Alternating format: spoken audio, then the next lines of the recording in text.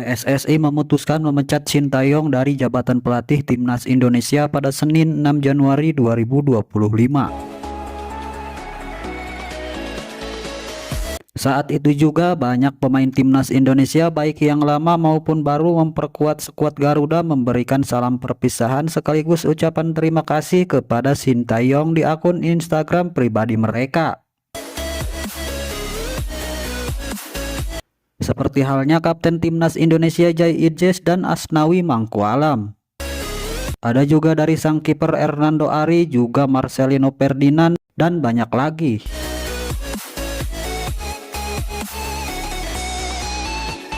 Namun ada juga beberapa pemain yang tidak mengucapkan hal itu.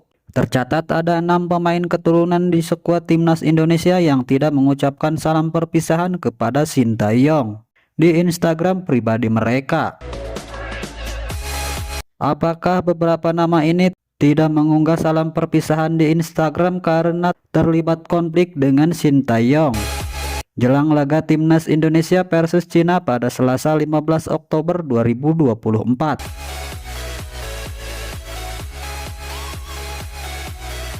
Sudah bukan rahasia lagi bahwa Sintayong disebut sakit hati karena taktiknya dikritik sejumlah pemain setelah laga melawan Bahrain pada Kamis 10 Oktober 2024.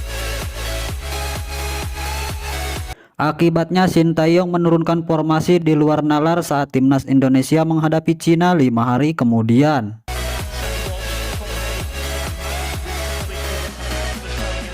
Di bulan berikutnya Timnas Indonesia seperti yang kita tahu dihajar Jepang dengan skor telak 4-0.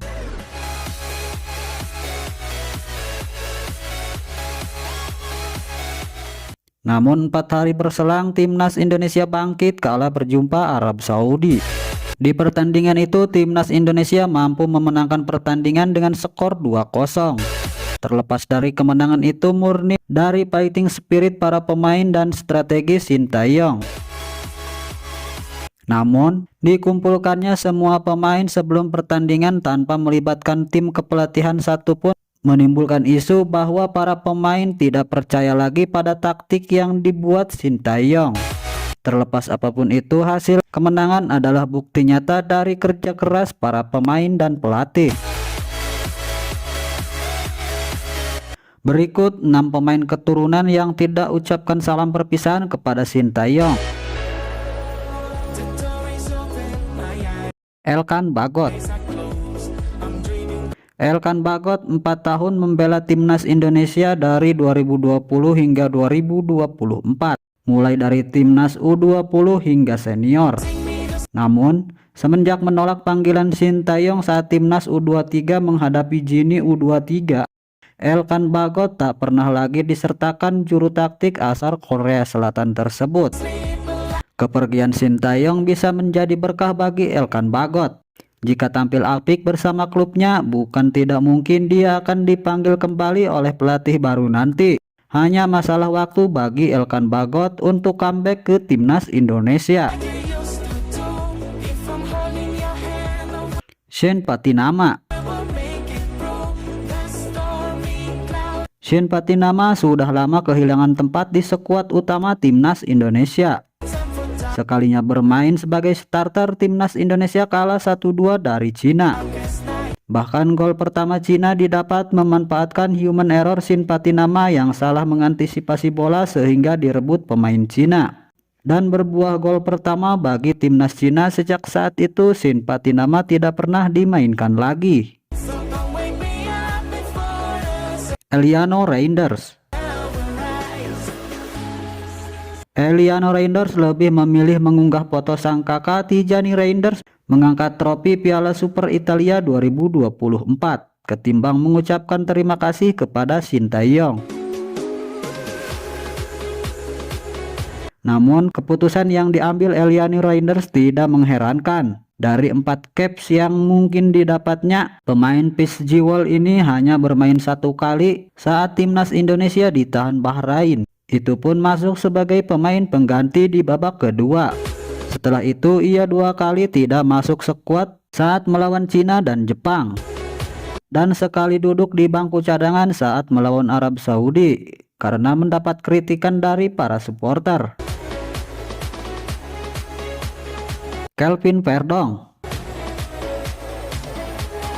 Kelvin Verdong terlihat lemah saat timnas Indonesia kalah 0-4 dari Jepang.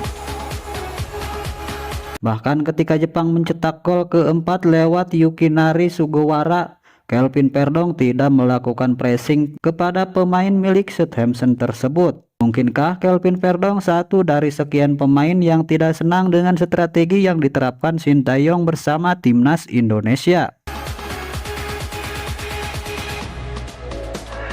Sandy Walsh. Sandy Walsh tiba-tiba tidak dimainkan saat timnas Indonesia melawan Cina. Alih-alih memainkan Sandy Walsh, Sintayong memilih menurunkan Asnawi Mangkualam yang main di bawah standar. Max Hilger. Max Hilger tidak gabung timnas Indonesia pada November 2024.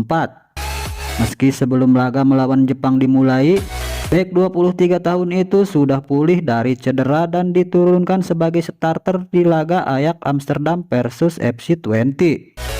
Sebelum penolakan di atas, Max Hilger hanya bermain di babak pertama saat timnas Indonesia kalah 1-2 dari Cina. Saat menghadapi Cina, Max Hilger seakan membangkang strategi Sintayong karena meski beroperasi sebagai bek tengah sebelah kanan, pemain FC20 ini malah sering melakukan overlapping seolah tak nyaman bermain dengan formasi yang diberikan Sintayong.